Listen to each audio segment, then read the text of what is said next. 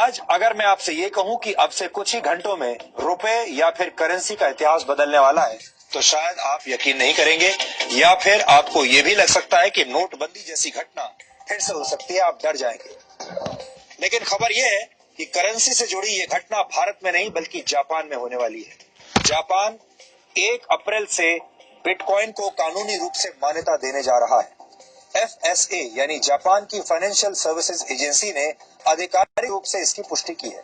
इसका मतलब यह है कि आप जापान में किसी भी तरह की खरीदारी के लिए बिटकॉइन का इस्तेमाल कर सकते हैं। बिटकॉइन के बारे में DNA में हम पहले भी बता चुके हैं, लेकिन जो दर्शक बिटकॉइन के बारे में अब भी नहीं जानते हैं, उनके मन में यह सवाल जरूर उठ रहा होगा कि आखिर ये बिटकॉइन होता क्या है। हम आपको इसके बारे में बहुत ही संक्षेप में समझा देते हैं। बिटकॉइन एक ऐसी डिजिटल करेंसी है जो ना तो किसी को दिखाई देती है और ना ही इसे कोई छू सकता है, यानी ये फिजिकल नहीं है। आपको ये जानकर हैरानी होगी कि जिस करेंसी को कोई देख नहीं सकता, कोई छू नहीं सकता, वो दुनिया की सबसे मूल्यवान करेंसी है, क्योंकि बिटकॉइन के एक सिक्के की कीमत आज की तारीख में करीब 68,000 रुपए है। अब आप ये जानना चाह रहे होंगे कि आखिर ये बिटकॉइन कैसे काम करता है।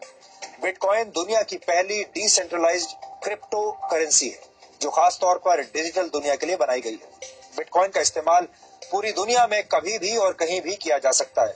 बिटकॉइन के जरिए कोई भी व्यक्ति दुनिया में किसी भी व्यक्ति को रकम भेज सकता है, और सबसे बड़ी बात यह है कि इसके लिए किसी बैंक या थर्ड पार्टी एजेंसी की मदद नहीं लेनी होती।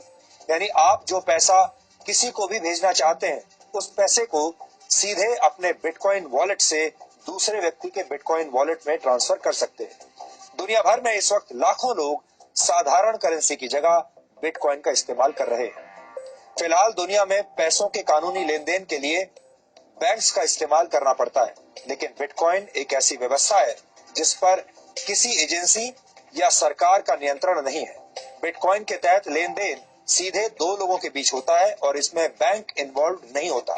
ये लेन देन पूरी तरह से एनक्रिप्टेड होता है, यानी ये पैसों के लेन देन का एक सुरक्षित और सुपरफास्ट तरीका है, और ये पूरी तरह से गुप्त है। हालांकि इस करेंसी के अपने खतरे भी हैं। ये पूरी तरह सुरक्षित नहीं है। अगर बिटकॉइन से जुड़ी कोई गड़बड़ हो जाती है तो किसी दोषी व्यक्ति को पकड़ना बहुत मुश्किल है। इसके लिए आप किसी सुरक्षा एजेंसी, किसी न्यायालय या सरकार के पास या किसी बैंक के पास नहीं जा सकते। कहीं कोई सुनवाई नहीं है, क्योंकि बिटकॉइन बैंक पर निर्भर है ही नहीं। सरकार का नियंत्रण न होने की वजह से इस करेंसी की वैल्यू ऊपर नीचे होती रहती है और उसका कोई फिक्स्ड मैकेनिज्म नहीं है। लोग गलत कामों के लिए और प्रतिबंधित वस्तुएं खरीदने के लिए भी बिटकॉइन का इस्तेमाल कर रहे हैं, इसलिए इसे इस्तेमाल करना रिस्की है, और दुनिया भर की कई सरकारों और बैंकर्स ने फिलहाल इसे कानूनी मान्यता नहीं दी है। तो ये जो इसके खतरे हैं वो भी हम आपको बता रहे हैं। 6 साल पहले जब बिटकॉइन शुरू हुआ था तो उसकी कीमत सिर्फ 6 रुपए थी, लेकिन प्रचलन में आने के बाद ज्यादा से ज्यादा लोग इसे खरीदने की कोशिश करने लगे और बिटकॉइन की कीमत लगातार बढ़ती चली गई। अब DNA में एक और ब्रेक का वक्त है, और इस ब्रेक के बाद हम आपको आज के इतिहास के